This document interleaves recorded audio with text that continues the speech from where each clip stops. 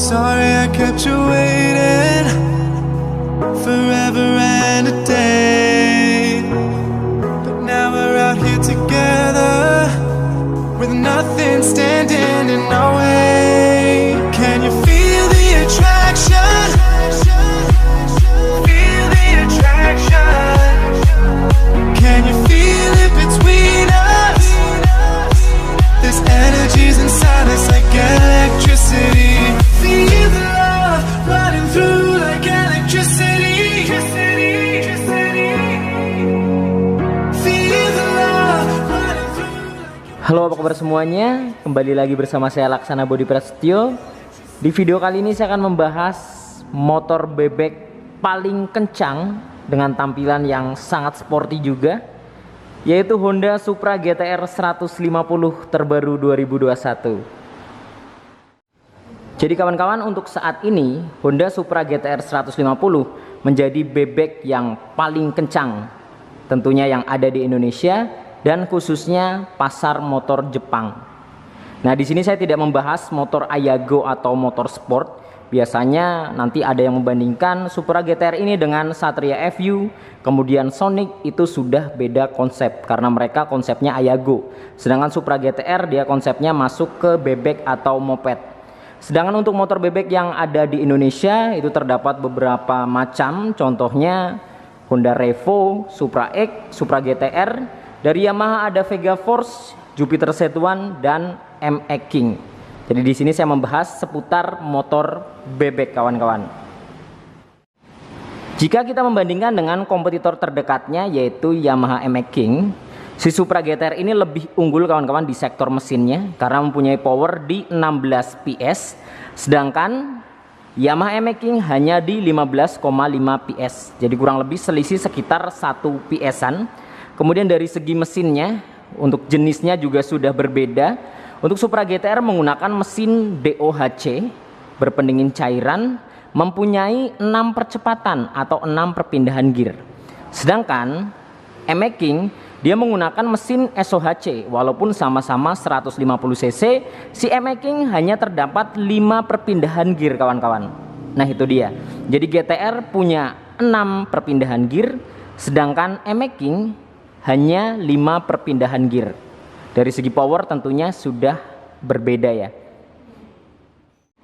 Jadi kawan-kawan, buat kalian pecinta motor manual atau khususnya motor bebek, pengen motor bebek dengan tenaga yang besar, powernya besar, kemudian desainnya juga oke, sangat sporty, mungkin Supra GTR 150 ini adalah pilihan yang sangat tepat. Tapi kawan-kawan, banyak yang memberikan pendapat bahwasannya karena Supra GTR ini menggunakan kopling, jadi tidak semua dapat mengoperasikannya. Contohnya ibu-ibu mungkin atau bapak-bapak yang sudah berumur mungkin itu tidak semua bisa mengoperasikan Honda Supra GTR karena dibekali dengan kopling. Bahkan banyak yang memberikan komentar dan memberikan pendapat mungkin lebih bagus andaikan Supra GTR ini tidak menggunakan kopling seperti ini. Jadi pengoperasiannya seperti Revo atau Supra X. Kalau menurut saya sih sepertinya tidak mungkin ya, karena ini motor bebek tapi mesinnya besar. Karena basis mesin yang digunakan di Supra GTR ini dia sama seperti Sonic, kemudian CB 150R, bahkan CBR 150R. Jadi menurut saya ini sangat luar biasa, motor bebek tapi mengadopsi mesin kelas di atasnya yaitu CBR 150R. Jadi sepertinya jika Honda tidak menggunakan kopling untuk Supra GTR itu tidak mungkin kawan-kawan. Jadi memang untuk sekelas mesin DOHC 150 cc dengan power yang sangat besar itu memang dibekali dengan kopling akan lebih mumpuni performanya jika dibandingkan dengan tanpa kopling. Seperti itu sih. Dari segi performa tentunya paling powerful di kelasnya, paling kencang dan paling bertenaga. Dari segi desain juga cukup sporty, walaupun untuk desain sendiri tergantung selera ya. Untuk bebek model seperti ini ada dua pilihan, yaitu antara Supra GTR 150 atau MX King. Nah itu tergantung selera kalian. Keren yang GTR atau MX King itu selera masing-masing. Saya tidak bisa memaksakan kalian buat suka desain dari Supra GTR ini. Nah dari segi desain tampilan memang sudah cukup oke, mesinnya oke. Lalu bagaimana dengan fiturnya? Nah ini dia, jika kita bicara masalah fitur kawan-kawan, memang untuk Honda sendiri kurang memperhatikan fitur-fitur yang ada di motor bebeknya. Contohnya Revo, Supra X, Supra GTR ini. Dari segi fiturnya bisa dibilang ya standar ya, bukan buruk tapi standar menurut saya, ya sesuai motor bebek lah ya.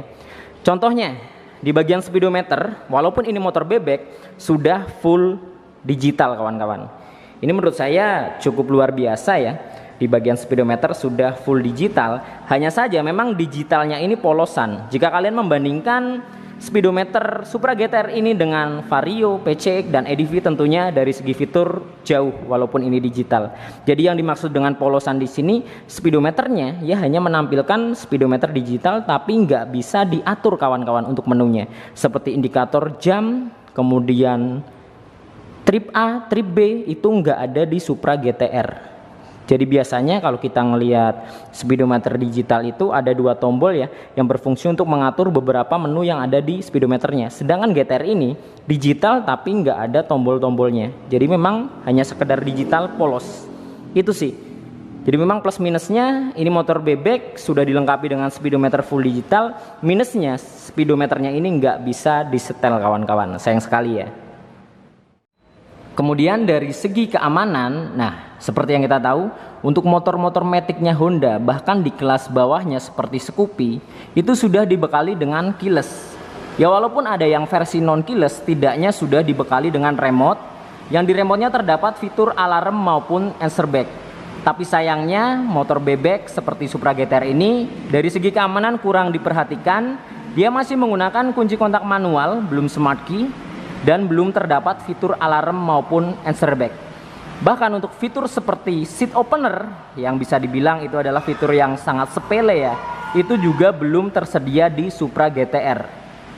Malah di Supra X sudah tersedia fitur seat opener, tapi untuk Supra GTR 150 dengan level yang lebih tinggi belum tersedia fitur seat opener. Itu sih memang dari segi keamanan kurang diperhatikan dan kurang mumpuni. Segi keamanannya hanya mengandalkan kunci stang dan shutter key saja kawan-kawan untuk Supra GTR 150 ini.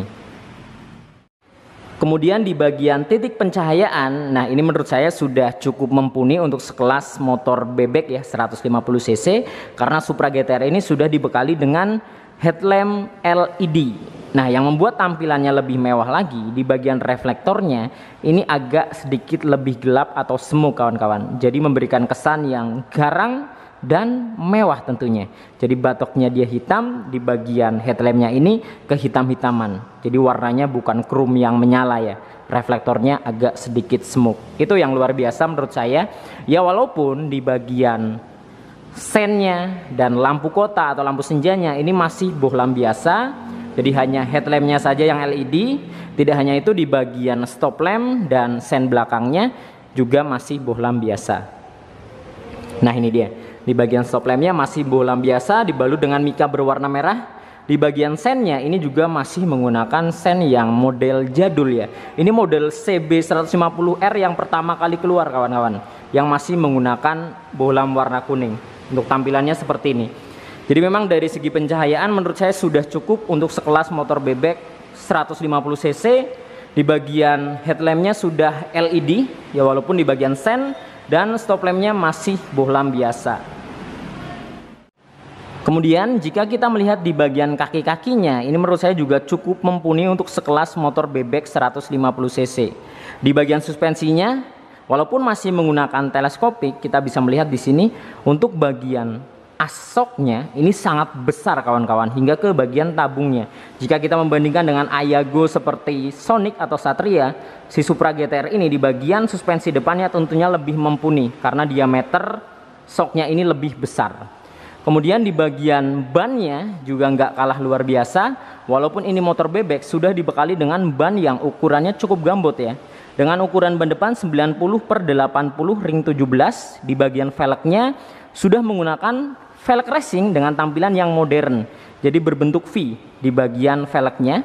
Kemudian dari segi pengeremannya juga tidak bisa diragukan walaupun ini motor bebek sudah disc brake depan belakang. Dengan kaliper merek Nissin 1 piston di bagian disc depannya.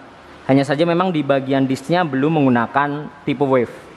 Nah kita beralih ke bagian kaki-kaki belakangnya kawan-kawan. Untuk ban belakangnya ini menurut saya sangat gambot sih ya untuk sekelas motor bebek 150 cc menggunakan ban belakang 120/70 ring 17. Pengeremannya tentunya sudah disc brake, jadi disc depan belakang. Ini dia. Kaliper sama, depan belakang menggunakan isin 1 piston. Dan tidak hanya itu, di bagian suspensinya sudah menggunakan monoshock kawan-kawan. Ya walaupun monoshocknya belum proling dan nggak bisa di-adjust untuk posisi naik turun atau keras dan lembeknya. Jadi hanya tersedia satu posisi saja di bagian suspensinya.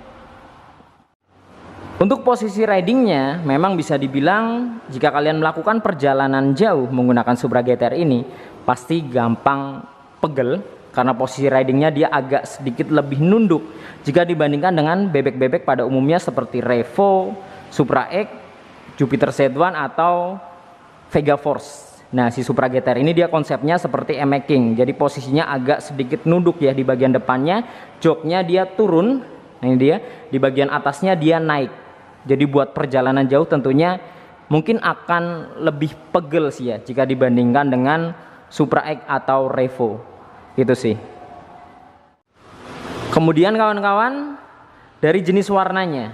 Nah, khusus untuk Supra GTR versi tertinggi, dia menggunakan warna doff. Seperti yang kita tahu biasanya untuk zaman-zaman sekarang, motor dengan warna doff seperti ini biasanya kesannya itu premium ya, dan lebih digunakan di motor-motor premium memang untuk warna doff seperti ini. Tapi yang luar biasa ini motor bebek, tapi di bagian warna menggunakan warna doff. Konsepnya juga sangat luar biasa, dari paduan warna hingga strippingnya. Ini ngomong-ngomong Supra GTR 150 yang menggunakan warna hitam dan merah paduannya, dan keseluruhan bodinya menggunakan warna doff dari bagian batok kepala, tengah hingga ke bagian sampingnya. Ada balutan stripping merah di bagian depan dan abu-abu yang menambah kesannya lebih garang dan lebih sporty. Nah, di bagian sampingnya dia merah full, terdapat tulisan GTR berwarna abu-abu dan ada paduan garis abu-abu hitam. Nah, yang luar biasa di bagian logo Hondanya dia tidak menggunakan stripping khusus yang versi tertinggi. Jadi dia menggunakan emblem timbul berwarna chrome. Jadi kesan elegan dan mewahnya itu dapat di Supra GTR 150 walaupun ini motor bebek. Nah, di bagian fendernya atau spakbornya ini hitam di bagian belakang dan merah di bagian depannya. Untuk bodi bagian tengahnya menggunakan bahan plastik kasar full dari bagian tengah sini hingga ke samping. Nah, di sini terdapat tekstur seperti karbon. Kemudian mundur ke belakang dia paduannya warna hitam dengan warna merah. Jadi merahnya dia di bawah ada garis 2 atas dan bawah menggunakan abu-abu dan hitam. Terdapat tulisan 6 speed DOHC. Nah, di bagian atas untuk bodi hitamnya terdapat stripping bertuliskan Supra GTR 150. Jadi memang dari segi warna, jenisnya dan konsepnya menurut saya ini oke banget untuk sekelas motor bebek kawan-kawan. Sangat luar biasa. Nah, jadi ini dia kawan-kawan penampakan full body dari Honda Supra GTR 150 terbaru. Jadi ini adalah motor bebek terkencang di kelasnya, khusus yang ada di Indonesia, pasar Jepang. Ini menjadi yang terkencang untuk saat ini. Jadi buat kalian yang pingin motor bebek, khususnya buat kalian yang pecinta motor manual atau motor bebek, mungkin Supra GTR 150 ini adalah pilihan yang sangat tepat. Tampilan bodi sporty, padat, gambot di bagian kaki-kakinya juga sangat mumpuni, sangat terlihat gambot dan besar, ditambah dengan mesin yang powerful, terkencang di kelasnya. Jadi memang ini adalah pilihan yang sangat tepat buat kalian pecinta motor bebek. Dan motor ini saya review di Bekasi Motor Honda Wing Dealer yang beralamat di Jalan M. Hasibuan nomor 3 Margahayu, Bekasi Timur. Jadi buat kalian yang tinggal di area Bekasi dan sekitarnya, berencana akan melakukan pembelian Honda Supra GTR atau produk-produk Honda lainnya, bisa datang langsung ke Bekasi Motor Honda Wing Dealer atau bisa hubungi kontak marketing yang nanti akan saya cantumkan di deskripsi. Oke, mungkin cukup sekian video kali ini. Semoga video ini bermanfaat dan informatif tentunya. Nantikan video-video saya yang berikutnya. Saya Laksana Budi Prasetyo dan sampai jumpa.